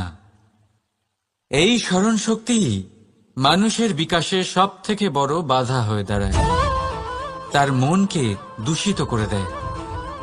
খারাপ অভিজ্ঞতা, কারোর করা বিশ্বাসঘাতকতা, কারোর কটাক্ষ বেশিরভাগ মানুষই ভুলতে পারেন না। রাধা রাধা। মানুষ নিজের পরিবারের জন্য কত কিছুই না করে, দিন রাত পরিশ্রম করতে থাকে যাতে তার পরিবারের প্রয়োজন পূরণের জন্য অর্থ রোজগার করতে পারে। কিন্তু শুধু অর্থ রোজগার করাটাই কি যথেষ্ট? আপনি বলবেন হ্যাঁ, নিশ্চয়ই। অর্থ দিয়ে সব কিছু পাওয়া যায়, বিদ্যা পাওয়া যায়, বাড়ি পাওয়া যায়, ওষুধ পাওয়া যায়, আর কত কিছুই না পাওয়া যায়। এইসব একটা পর্যায় পর্যন্ত সঠিক, কিন্তু একটু মন দিয়ে ভেবে দেখুন, যখন কোনো শিশু অসুস্থ হয়ে পড়ে তখন সে ওই তিক্ত ওষুধ কেন খেয়ে নেয়? এই জন্য কারণ ওর পিতা সেই ওষুধ অর্থ দিয়ে কিনেছে? না, বরং এই জন্য কারণ তার পিতা যে তার সামনে দাঁড়িয়ে, তার ওপরে তার বিশ্বাস আছে। বিশ্বাস আছে যে উনি তার কিচ্ছু হতে দেবেন না। এই বিশ্বাস, এই সংস্কার, এই শিক্ষা কখনো অর্থ দিয়ে পাওয়া যায় না। এটা পাওয়া যায় সেই সময় থেকে যা মাতা পিতা তাদের সন্তানের সাথে কাটিয়েছেন। তাই জীবনে অর্থ অবশ্যই উপার্জন করুন, কিন্তু নিজের পরিবারকেও সময় দিন, আনন্দ পাবে। রাধা রাধা। বিরোধিতা এমন এক শব্দ যা শুনে আমরা সবাই ভয় পেতে থাকি। যদি কেউ আমাদের বিরোধিতা করে তা আমাদের সহ্য হয় না। আমরাও কারোর বিরোধিতা করে কোনো শত্রুতা করতে চাই না। এই ধরনের ভাবনা আমাদের মনে আসতেই থাকে। কিন্তু বিরোধিতা, এই শব্দ আপনার শান্তির জন্য, আপনার সুখের জন্য কতটা গুরুত্বপূর্ণ তা আপনারা জানেন না। তাই যদি কাল এসে কেউ আপনার বিরোধিতা করে, তখন সবার আগে নিজেকে যাচাই করুন। আপনি কি ভুল করেছেন? আপনার দোষ কি? নিজের মধ্যে কি ত্রুটি আছে সেটা বোঝার চেষ্টা করুন।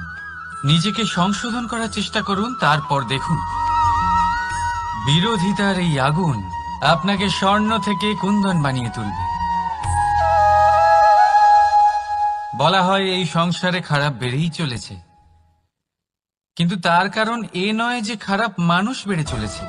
তার কারণ হলো যে ভালো মানুষ, যাদের ভালো চিন্তা, ভালো বিচারধারা আছে, তারা খারাপের বিরোধিতা করতে পারে না। যদি আপনার সম্মুখে কোনো খারাপ কর্ম হয়, তাহলে তার বিরোধিতা করতে সংকোচ করবেন না, কারণ বিরোধিতার এই আগুন মন্দকে পিছুপা হতে অবশ্যই বাধ্য করে। রাধা রাধা। জীবনে আপনি এরকম মানুষও দেখবেন যারা এটা বলে, ভাবে, নিজেকেও বলে যে উনি সেই এমন ব্যক্তি যার মতো আমি হতে চাই। ঠিক আছে, কারোর থেকে প্রেরণা নেওয়াটা কোনো ভুল নয়, কিন্তু কখনো কখনো এই প্রেরণা গুরুত্বহীন হয়ে যায় আর আমরা শুরু করে দিই সেই ব্যক্তিকে নকল করতে। এখানেই থেমে যায় আমাদের উন্নতি। এবারে দেখুন, সংসারে শত কোটি রঙের ফুল আছে, কিন্তু তারা কখনো একে অপরকে নকল করে না। সময়কে ব্যবহার করুন নিজের অস্তিত্ব নির্মাণ করার জন্য, কারণ কারোর ছায়া হওয়ার থেকে ভালো আপনি কারোর জন্য প্রেরণা হয়ে উঠুন। রাধা রাধা। আমরা সকলে পাথুরে রাস্তা এড়িয়ে চলি, কারণ এই পথের পাথর আমাদের যাত্রা আরো কঠিন করে তোলে, আমাদের পা আহত করে দেয়। কিন্তু একটা গুরুত্বপূর্ণ কথা আমরা ভুলেই যাই, এই কঠিন পথই না শুধু আমাদেরকে নিজেদের দুর্বলতার সাথে পরিচয় করায়, বরং আমাদের শক্ত হওয়ার প্রেরণাও দিতে থাকে। সময়ের সাথে ঠিক এমনটাই হতে থাকে। সবাই ভালো সময়ের অপেক্ষা করতে থাকেন, ভালো সময়ের জন্য পরিশ্রম করেন, তার জন্যই চিন্তা করেন, কিন্তু ভুলে যান যে ভালো সময় বহুবার আমাদের বিবেক নষ্ট করে দেয়। সেখানেই খারাপ সময় আমাদের বুদ্ধিকে সঠিক পথে চালিত করে। রাধা রাধা।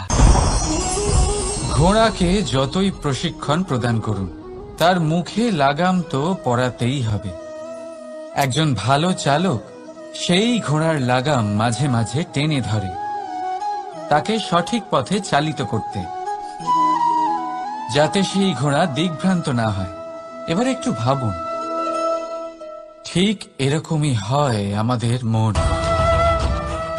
যদি এটা বিবেকের লাগাম দিয়ে মাঝে মাঝে আমরা টেনে না ধরি, তাহলে আমাদের এই মন দিগ্ভ্রান্ত হতে পারে।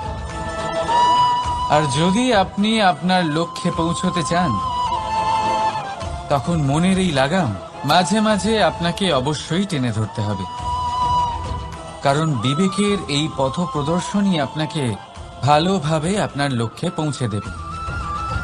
মনে রাখবেন আর আমার সাথে ভালোবেসে বলবেন, রাধা রাধা। আপনি কখনো জাঁতা কল দেখেছেন? তাতে গম পেশা হয়। গমকে এমন ভাবে পেশা হয় যাতে আমরা তা খেতে পারি, জীবিত থাকতে পারি। আর যদি আপনি মন দিয়ে দেখেন, তাহলে কলের নিচের অংশ কখনো ঘোরে না, শুধুমাত্র উপরের অংশই ঘোরে। আর তবেই তা গম পিষতে পারে, আর তবেই রুটি তৈরি হতে পারে। কিন্তু ভেবে দেখুন, যদি কলের দুটো অংশই ঘুরতে থাকে তাহলে কি হবে? তা গম পেশার বদলে একে অপরকে পিষে নিজেদের অস্তিত্ব শেষ করে দেবে। তাই জীবনে কোনো কাজ যখন মন আর মস্তিষ্ক মিশিয়ে করা হয় তখনই তা সম্পন্ন হয়। কিন্তু যখন বিষয় হলো ভক্তির, তখন মস্তিষ্কের যুক্তির মৌন থাকা প্রয়োজন। আর যখন বিষয় হলো কর্ম আর ন্যায়ের, তখন মনের আবেগের মৌন থাকা প্রয়োজন। তাই মন আর মস্তিষ্কের এই সম্মিলনে সতর্ক থাকবেন। একসাথে অবশ্যই চলবে, কিন্তু একে অপরের বাধা যেন না হয়ে দাঁড়ায়। রাধা রাধা। আমি একটা এমন শব্দ যার অনেকগুলি মানে হয়, যার আসল অর্থ হল অহং। যদি আপনি কথা বলেন সৃষ্টির নির্মাণ নিয়ে, তাহলে আমি ব্রহ্মদেব হয়ে সৃষ্টির নির্মাণ করবে। যদি আপনি কথা বলেন প্রলয়ের, তাহলে সেই আমি মহাদেব হয়ে বিনাশ করবে। এই আমি সঙ্গতিপূর্ণ, কিন্তু শুধু ততক্ষণ যতক্ষণ আপনি এটা সবার সাথে ভাগ করছেন। কিন্তু আমরা বহুবার এর মানে বুঝতে পারি না। এই অহংকে সীমিত করে দিই একটা ব্যক্তি অবধি, শুধু নিজে। আর তখনই জেগে ওঠে অহংকার, যাতে প্রাধান্য পায় শুধুমাত্র আমি, আমরা নয়। আর একজন ব্যক্তি একা না উৎপাদন করতে পারে আর না করতে পারে সৃজন। এবারে দেখুন, বৃষ্টির এক ফোঁটা, তারও অস্তিত্ব আছে, কিন্তু তা ধরিত্রীতে পড়লেই সমাপ্ত হয়ে যায়।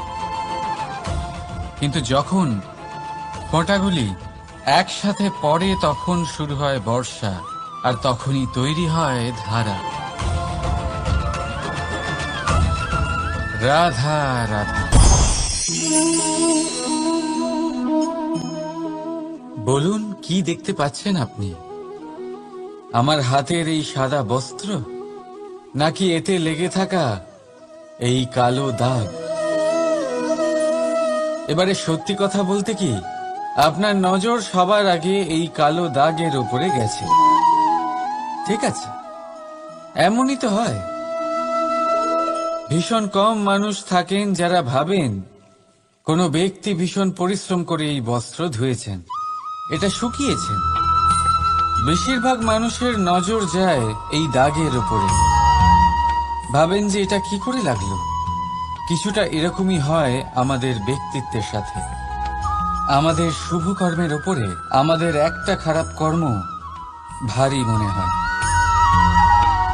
এবারে ভাবুন, যদি আমি চন্দ্রের কথা বলি, তাহলে তার শীতল আলো দেখার পূর্বে তার কলঙ্ক লক্ষ্য করেন, সেই চাঁদে লেগে থাকা কালো দাগ দেখে নেন।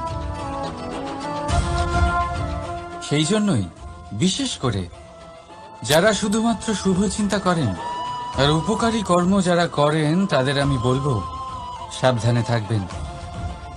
কারণ আপনার একটা খারাপ কর্ম চিরকালের জন্য উদাহরণ হয়ে দাঁড়াবে।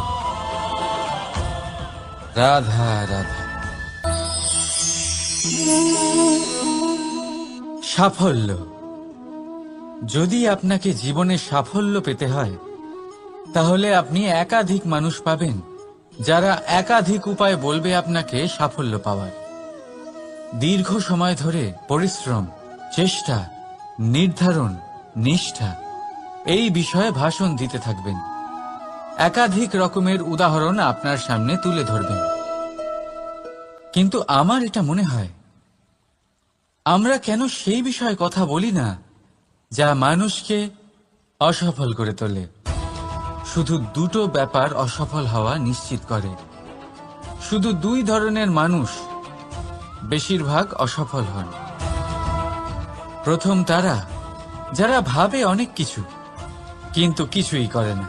আর দ্বিতীয় তারা যারা অনেক কিছু করতে থাকে কিন্তু ভাবনা চিন্তা না করে।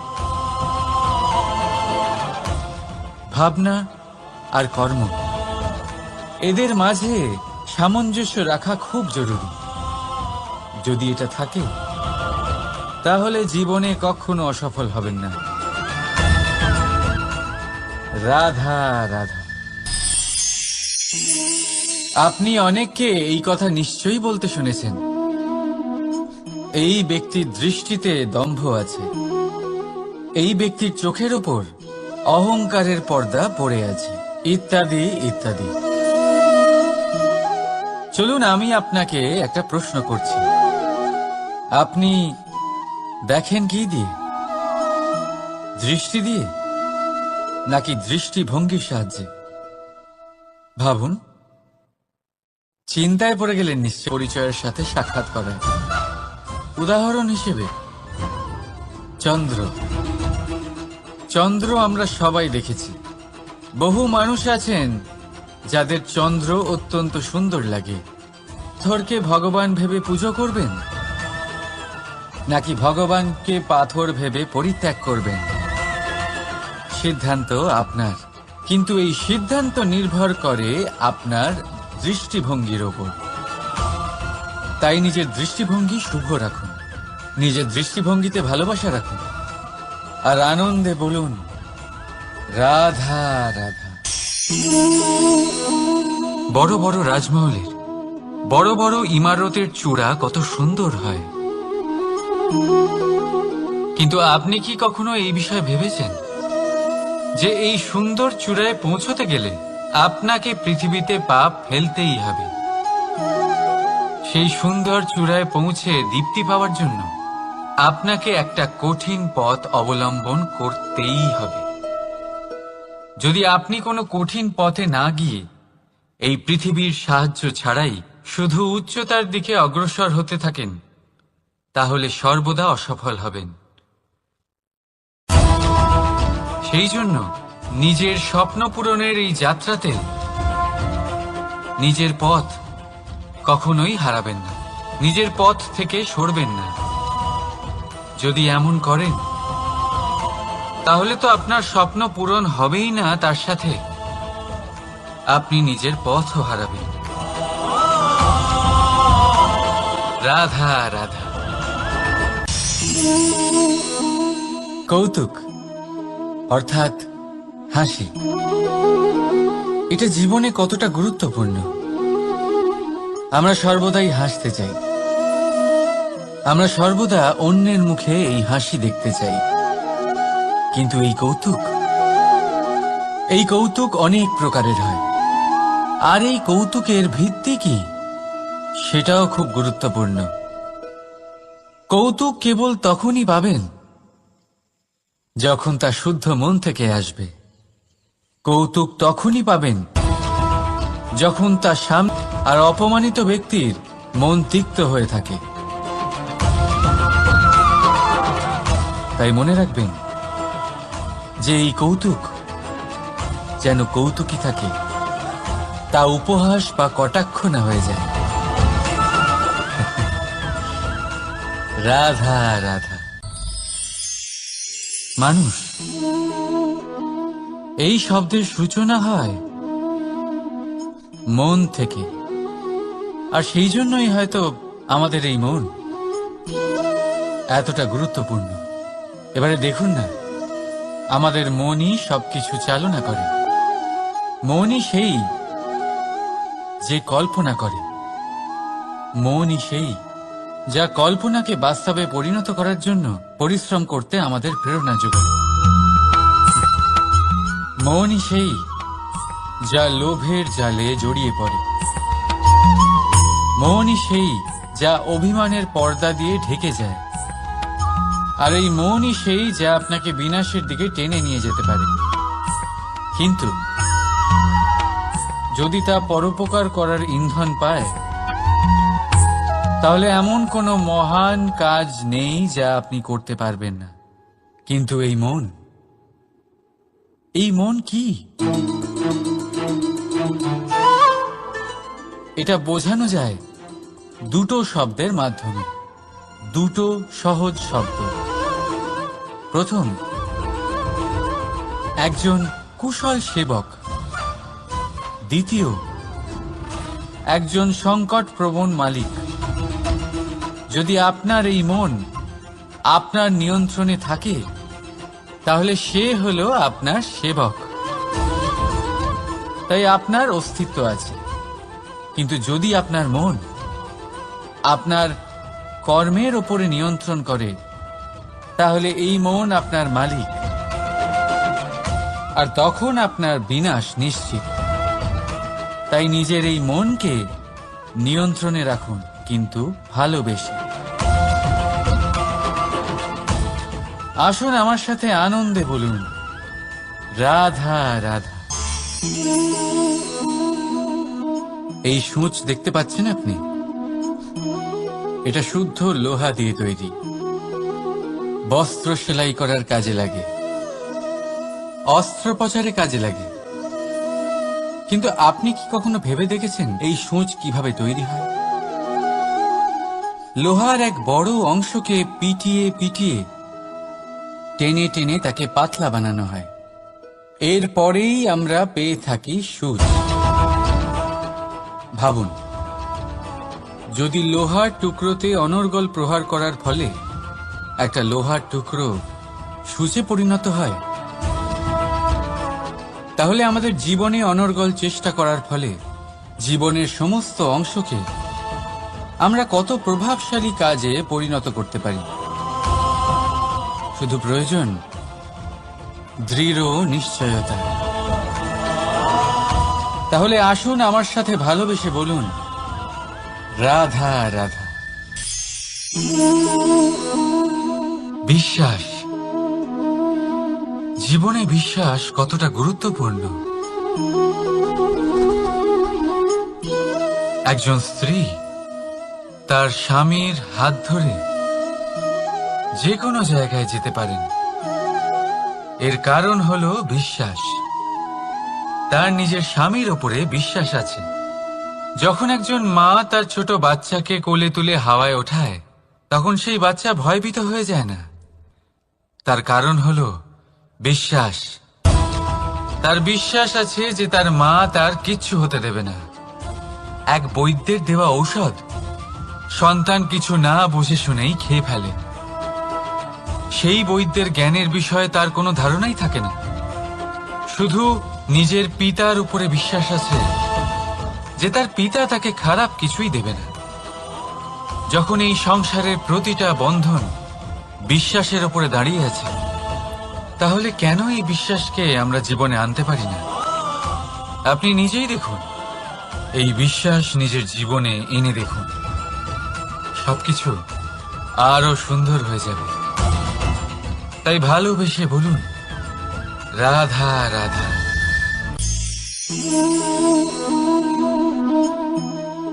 অহংকার, এই শব্দটা সবাই শুনেছেন। বহু মানুষকে আপনি এটা বলতে শুনেছেন যে ওই ব্যক্তির অহংকার আছে, ওই মানুষটির ক্ষমতার অহংকার আছে, ওই ব্যক্তির নিজের রূপ নিয়ে অহংকার আছে, ওই ব্যক্তির নিজের অর্থের অহংকার আছে, ইত্যাদি ইত্যাদি। কিন্তু এই অহংকার, এর অস্তিত্ব হয় কি করে? এবারে একবার এই হাতটা দেখুন। যদি এই হাতের 5 আঙুল উঠে দাঁড়ায়, আশীর্বাদ।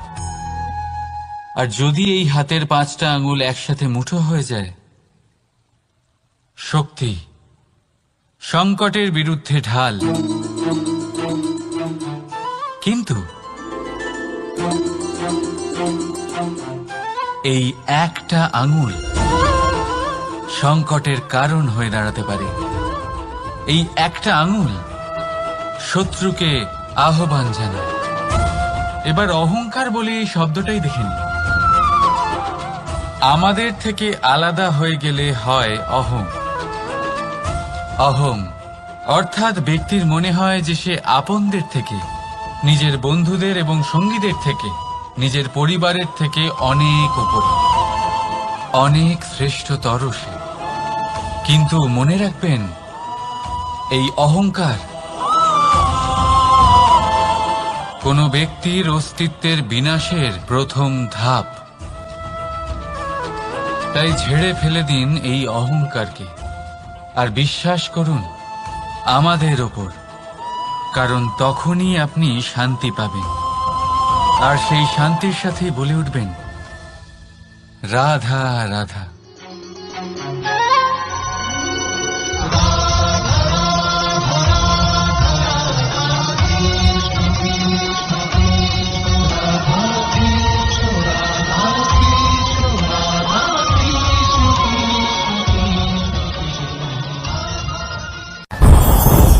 ওমা, এ কি?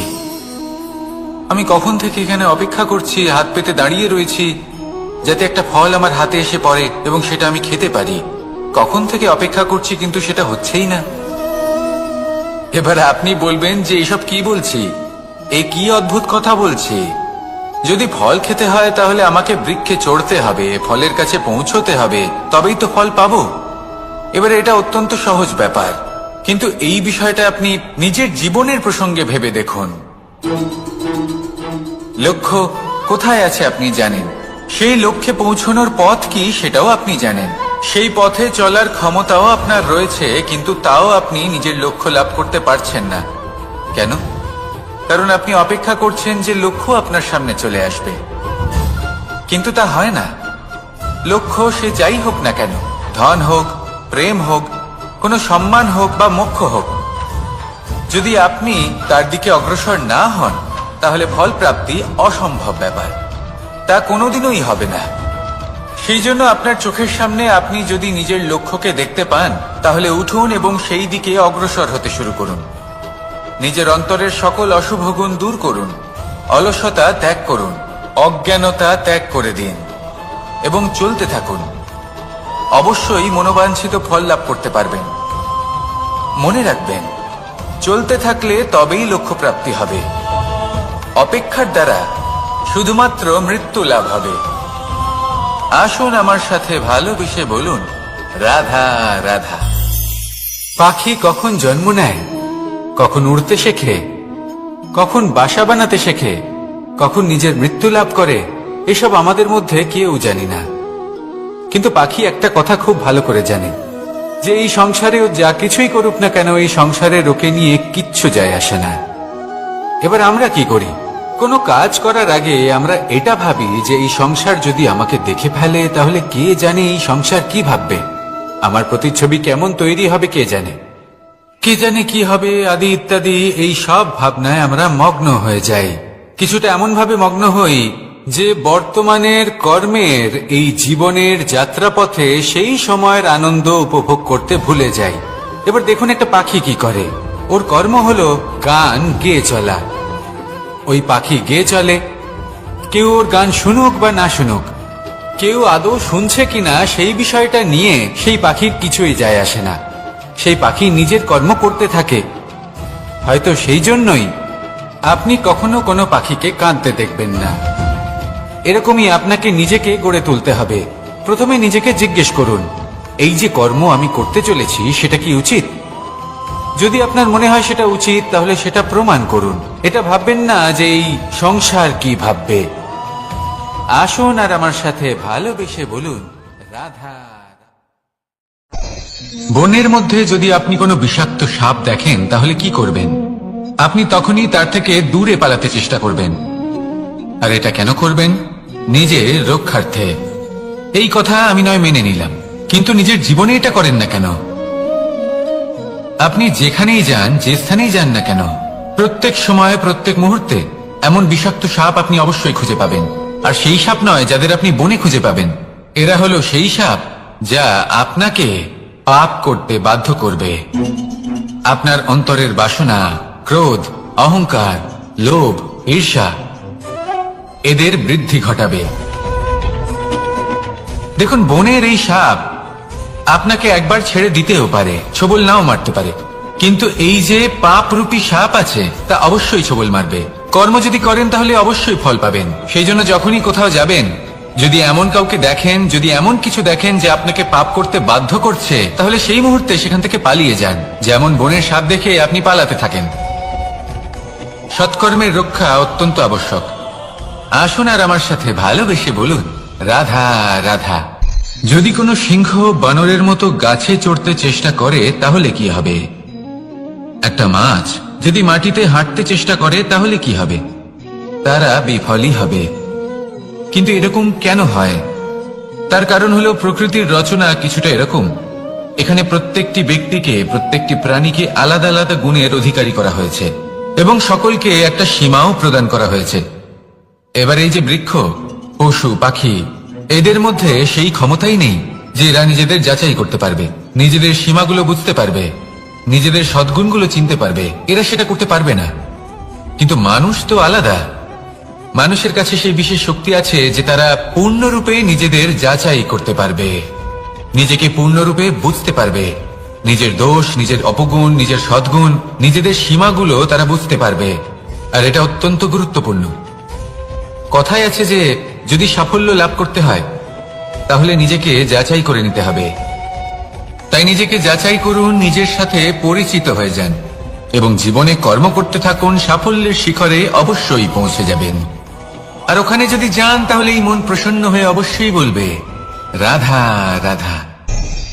অন্ধকারাচ্ছন্ন রাত্রি যদি এসে থাকে তাহলে আলোকিত প্রকাশ নিয়ে সূর্যও অবশ্যই আসে।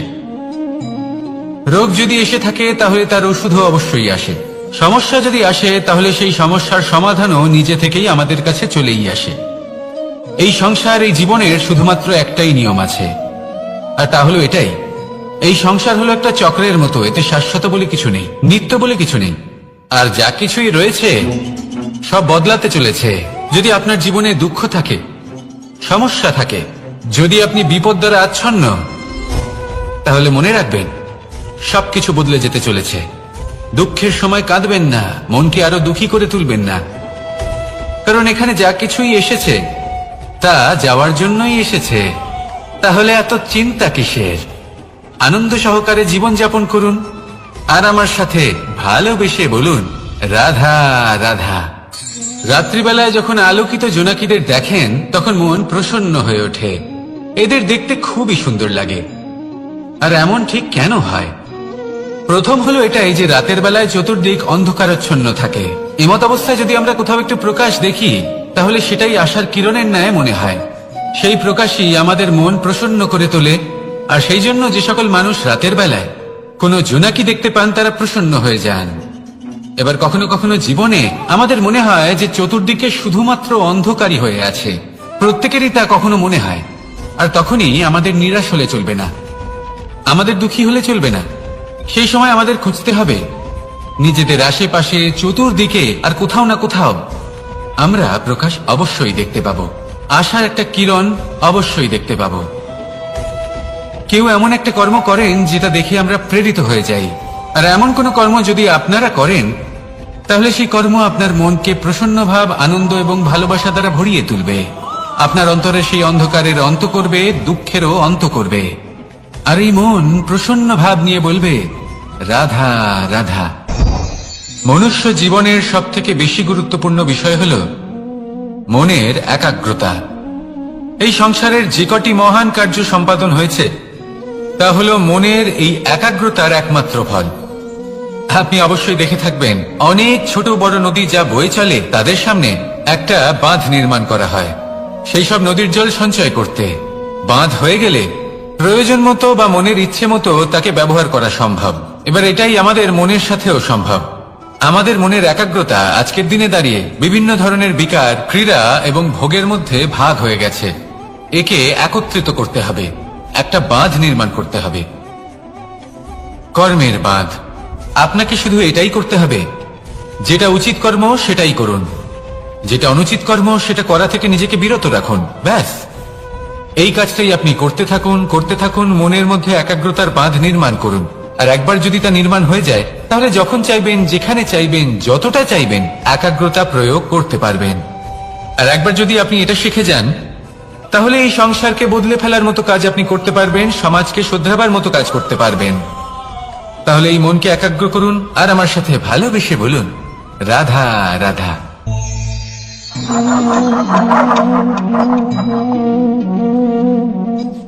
কোন ব্যক্তিকে নিশ্চয়ই দেখেছেন যিনি নিজে কাঠ কাটার এই কাজে নিপুণ এবং অভিজ্ঞ। এবার আপনারা দেখবেন যে তার মনোযোগ সমস্ত কাঠের ওপর থাকে না, তার মনোযোগ থাকে শুধুমাত্র একটা কাঠের ছোট্ট একটি অংশের ওপর, যেখান থেকে তার টুকরো করা হচ্ছে। কিন্তু সেটা উনি কেন করেন? যদি এটা উনি না করেন তাহলে সেই কাঠ সঠিক পদ্ধতি এবং তাড়াতাড়ি কাটা যাবে না। জীবনেও তাই হয়ে থাকে। আপনি হয়তো কোনো লক্ষ্য স্থির করেছেন বা পথ নির্বাচন করেছেন বা কাজ স্থির করেছেন যেটা আপনি করেই ছাড়বেন। তাহলে নিজের সম্পূর্ণ মনোযোগ শুধুমাত্র তার উপর কেন্দ্রীভূত করুন। যদি আপনার মন এদিক ওদিক তাকাতে থাকে, অস্থির হয়ে পড়ে, বিচলিত হয়ে পড়ে, যদি তা হয়ে থাকে তাহলে আপনি অবশ্যই অসফল হবেন। তাই কর্মঠ থাকুন, নিরন্তর কর্ম করতে থাকুন এবং পূর্ণ মনোযোগ দিয়ে নিজের কাজ করুন। নিজের পথে অগ্রসর হন বা নিজের লক্ষ্য প্রাপ্ত করতে চেষ্টা করুন। তারপর দেখুন কি হয়, কিভাবে উচিত পথে এবং তীব্র গতিতে আপনার লক্ষ্য আপনার কাছেই পৌঁছে যায়। আর আপনার এই মন প্রসন্ন হয়ে বলে, রাধা রাধা। কখনো কোনো নদীকে দেখেছেন? একই আকার, একই স্থান, শুধু প্রবাহিত হতে থাকে। এর মধ্যে কখনো কোনো অপদ্রব্য ফেলে দেখুন, দেখবেন সেটা বেশিক্ষণ সেখানে থাকে না। সেটা নদীর সাথে বইতে থাকে আর বয়ে যেতে যেতে সাগরে সমাহিত হয়ে যায়, আর শেষ পর্যন্ত সাগর সেটাকে তটে ফেলে দেয়। কিছুটা এমন হওয়া উচিত আমাদের বিচারধারাও। এক স্থানে তা স্থগিত হওয়া উচিত নয়, এটা সবসময় প্রবাহমান হওয়া উচিত। তবেই আমাদের চেতনা, আমাদের মূল্যবোধ এবং আমাদের স্মৃতি, এই তিনটি শ্রেষ্ঠ থাকবে। আর এটাই হলো পুকুর এবং নদীর মধ্যে পার্থক্য। নদীতে জল সবসময় বয়ে চলে, সেই জন্য পবিত্র থাকে, শুদ্ধ থাকে এবং পরিষ্কার থাকে। আর সেখানে এই পুকুরের তলদেশে সব জমা হতে থাকে, আর সেই জন্য তা অপবিত্র হয়ে যায়। তাই সবসময় এই বিচারধারা প্রবাহমান রাখুন। যদি মনে কোনো ভাবনা চলে আসে, সেখানেই থেকে যায় এবং বিদ্যে থাকে, তাহলে তা বের করে দিন, তাকেও বয়ে যেতে দিন, এবং তার যা উত্তর হবে তা সময়ের সাথে আপনার সামনেই চলে আসবে।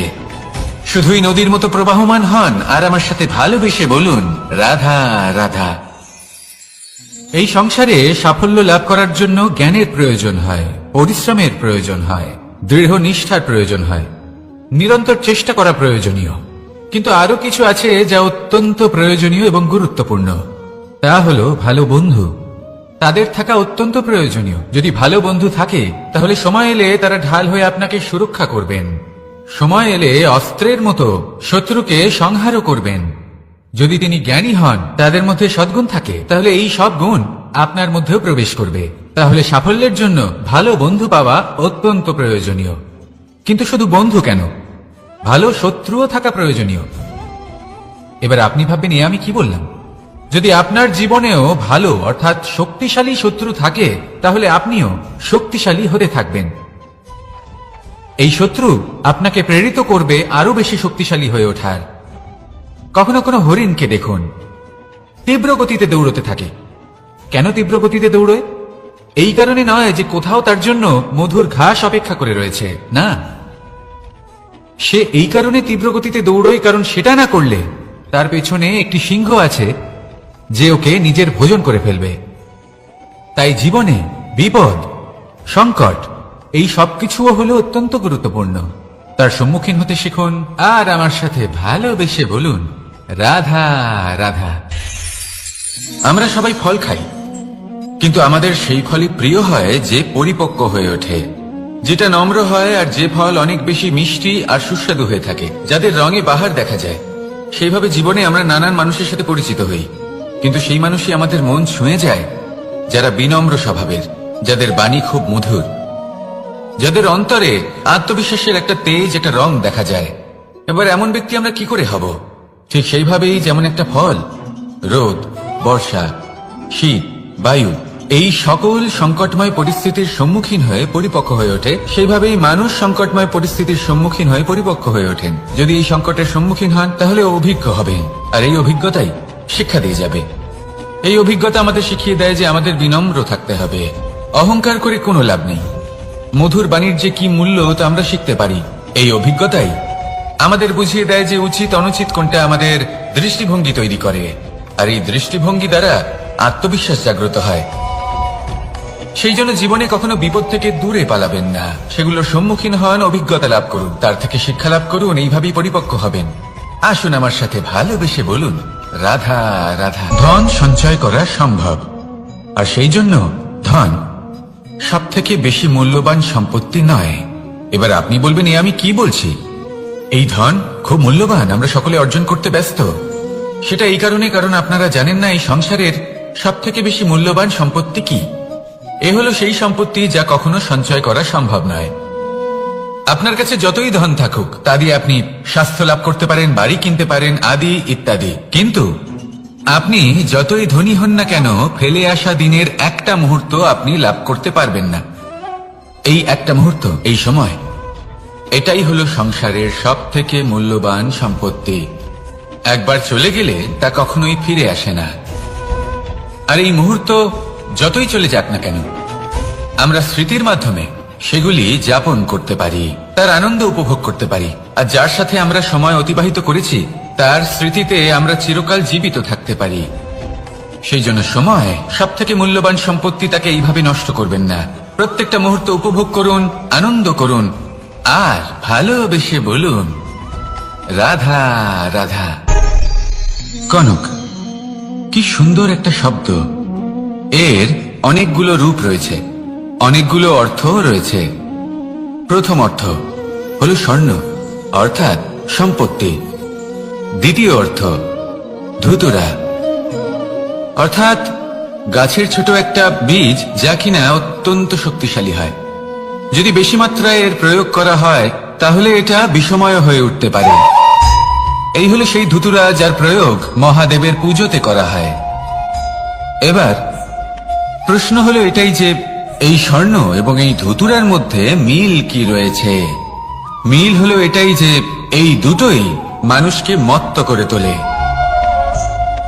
ধুতুরা মানুষকে তখন মত্ত করে যখন তাকে সেবন করা হয়, কিন্তু স্বর্ণ, ধন, সম্পত্তি, মানুষ এটা যতটাই অর্জন করে নেয় সেটাই যথেষ্ট। এই স্বর্ণ মানুষের ভাবনা চিন্তা করার ক্ষমতাকে বশ করে ফেলে। মানুষ সম্পত্তির লোভে মত্ত হয়ে ওঠে, কারণ যে যত চমৎকারী, যতটা অমূল্য হয় তাকে সামলানো কিন্তু ততটাই কঠিন, তাই না? তাই মনে রাখবেন, ধন, স্বর্ণ, সম্পত্তি এগুলো ধুতুরার থেকেও অনেক বেশি বিষাক্ত হতে পারে। তাই এর উপর আত্মসংযমের একটা কবচ পরিয়ে রাখবেন এবং বিবেকের শক্তির সাথে এগুলো প্রয়োগ করুন, তবেই কল্যাণ হবে। আসুন আমার সাথে ভালোবেসে বলুন রাধা রাধা। আমার কাছে যশোদা মা যেমন, আমার কাছে দেবকী মা যেমন, আমার কাছে ঠিক তেমনই হলেন গোমাতা। এবার ভেবে দেখার বিষয় হলো এটা যে এই সংসারে অসংখ্য প্রাণী আছে, একজন গাইকে একজন মায়ের মর্যাদা কেন দেওয়া হয়? তাহলে এর অনেকগুলো কারণ আছে। এই গাই অর্থাৎ গোমাতা, এনারা হলেন অত্যন্ত শান্ত, শান্তি প্রিয়, কখনো কারোর কোনো ক্ষতি করতেই পারেন না। গোমাতা যে দুধ নিজের বাছুরকে পান করান সেই দুধই আমাদেরও দেন। সেই দুধ পান করে আমরা শক্তি লাভ করি। এই দুধ থেকে আমরা মাখন, ঘি, পায়েস এইসব সুস্বাদু খাবার লাভ করি। গোমাতার গোবর আমাদের জ্বালানি হিসেবে সাহায্য করে, যার ফলে খুব কম সংখ্যক কাঠ ব্যবহার করা যায় এবং বেশিরভাগ জঙ্গল সুরক্ষিত থাকে। গোমাতার গোমূত্র সেটাও আমাদের কাছে লাভজনক। এর দ্বারা আমরা অনেক রোগ থেকে মুক্তি লাভ করতে পারি। গোমাতা যখন একটি বাছুরকে জন্ম দেন তখন সেই বড় হয়ে আমাদের ক্ষেত কর্ষণ করে। সেই জন্য গাইকেও জীবনে মায়ের মর্যাদা দেবেন। যতটা সম্ভব তাকে সেবা করুন এবং ভালোবেসে তাকে পালন করুন। এই মন নিজে থেকেই প্রসন্ন হয়ে বলবে রাধা রাধা। মধু কারই না পছন্দ বলুন তো? অত্যন্ত সুস্বাদু হয় এই মধু, মিষ্টি খেতে হয় এবং তা শক্তিও প্রদান করে। এবং প্রত্যেকটি মিষ্টি পদার্থের মতোই এতেও খুব তাড়াতাড়ি পিঁপড়ে ধরে যায়। অন্যদিকে যদি নুনকে দেখি তাহলে বছরের পর বছর রাখলেও এতে পিঁপড়ে ধরে না। এবার যদি কথা বলি বন্ধুত্বের, তাহলে বন্ধুত্ব নুনের মতো হওয়া উচিত, মধুর মতো নয়। যারা সামনে এলে শুধুমাত্র মধুর মধুর কথা বলবে, পরে এতে পিঁপড়ে ধরে যাবে, এটা নুনের মতো হওয়া উচিত। প্রকৃত বন্ধু হলো সে যে সময় এলে পরে আপনার সামনে আপনার প্রকৃত সত্য তুলে ধরবে, তা সে যতই কঠিন হোক না কেন। আপনার দোষ, আপনার অপগুণ, আপনার খামতি আপনাকে বলতে পারবে, যাতে আপনি সেগুলো শুনে মেনে নিয়ে তারপর নিজেকে শুধরোতে পারেন। এটাই হলো প্রকৃত বন্ধুত্ব। কখনো নিজের জীবনের আশেপাশে মন দিয়ে দেখবেন, অনেক সময় এমন মানুষ থাকেন, অনেক বন্ধু থাকেন, যাদের দেখে আমাদের মনে হয় যে এনারা খুব কঠোর, এনাদের কথা খুব কটু। কিন্তু বেশিরভাগ এমন মানুষের মনটা যদি বুঝতে পারেন, তাহলে দেখবেন তাতে কোনো মালিন্য নেই। এনাদের মন অত্যন্ত পবিত্র হয়। যদি আপনার জীবনেও এমন কোনো ব্যক্তি থেকে থাকে, এমন বন্ধু থাকে, তাহলে তাদের আগলে রাখুন আর আমার সাথে ভালোবেসে বলুন, রাধা রাধা। যতক্ষণ আমরা এই সংসারে জীবিত, ততক্ষণ আমাদের সাথে সবকিছু থাকে।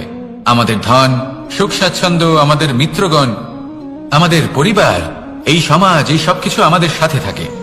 যেদিন আমরা এই সংসারকে ত্যাগ করব, এদের মধ্যে কেউ আমাদের সাথে যাবে না। না ধন, না স্বাচ্ছন্দ্য, না সম্পত্তি। এই সকল মানুষ, এই সমাজ, এরা শুধুমাত্রই শ্মশান পর্যন্ত আমাদের সাথে থাকতে পারবেন। তারপরে যদি আমাদের সাথে কিছু যেতে পারে, তাহলে তা শুধুই আমাদের ধর্ম।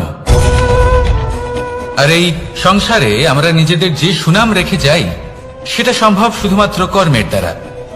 সেই জন্য সংসারে যতদিন পর্যন্ত জীবিত আছেন, যদি কিছু অর্জন করতে চান, তাহলে ধর্ম অর্জন করুন, ধর্মের বিষয়ে স্পষ্টতা অর্জন করুন এবং কর্ম অর্জন করুন। এটাই হবে আপনার অতীত এবং এটাই হবে আপনার ভবিষ্যৎ, এবং এটাই সকলকে প্রেরণা প্রদান করবে। আসুন আমার সাথে ভালোবেসে বলুন, রাধা রাধা। এই পরিবার হলো আমাদের জীবনের একটা অমূল্য সম্পদ, অমূল্য এক আশ্রয়, যা এই সংসারে হয়তো কোথাও আপনি পাবেন না।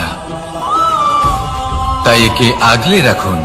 পরিবার সেই গাছ।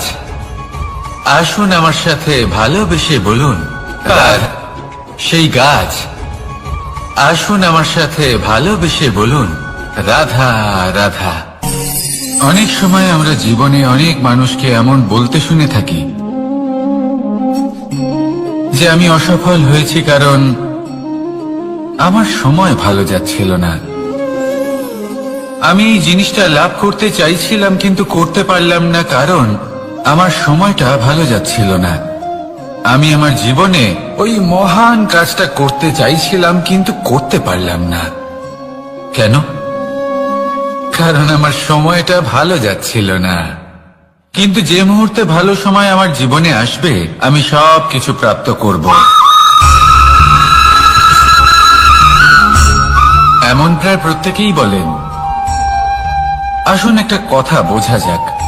একজন মালিকে দেখুন, সে প্রত্যেক দিন গাছের সেবা করে, তাকে জল দেয়, তার যত্ন আত্তি করে। কেন? প্রত্যেক দিন সেই গাছ ফল দেয় না। সঠিক সময় এলে তবেই সেই গাছ ফল দেয়, কিন্তু প্রত্যেক দিন মালি তার সেবা করে, তাকে যত্ন করে। শুধুমাত্র তখন করে না যখন সেই গাছ ফল দিতে সক্ষম। আর যদি মালি গাছের যত্ন প্রতিদিন না করে, তাহলে হয়তো সেই গাছ ফল দিতেই পারবে না। এটাই হলো আমাদের জন্য একটা শিক্ষা। যখন সময় আমাদের জন্য অপেক্ষা করে না, তখন আপনি সময়ের জন্য কেন অপেক্ষা করছেন? ভালো সময়ের জন্য অপেক্ষা করবেন না। ভালো এবং শুভ কর্ম দ্বারা ভালো সময়কে নিজের কাছে টেনে আনুন। নিরন্তর কর্ম করুন, পরিশ্রম করতে থাকুন। শুভ সময় আপনা থেকেই আপনার কাছে আসবে। আসুন আমার সাথে ভালোবেসে বলুন, রাধা রাধা। একে বালি বলুন, মাটি বলুন বা ধুলো বলুন, এ দিয়ে কত কিছু করা সম্ভব। এ দিয়ে আপনি নিজের বাসস্থান নির্মাণ করতে পারেন, প্রাচীর করে তুলতে পারেন, অট্টালিকা নির্মাণ করতে পারেন। কিন্তু যদি এই বালিকে আপনি মুষ্টিবদ্ধ করে রাখতে চান, তাহলে তা হাত থেকে ফসকে যাবে। আপনি কখনোই একে মুষ্টিবদ্ধ করতে পারবেন না। এরকমই হয় আমাদের জীবন, আর এরকমই হয় সময়।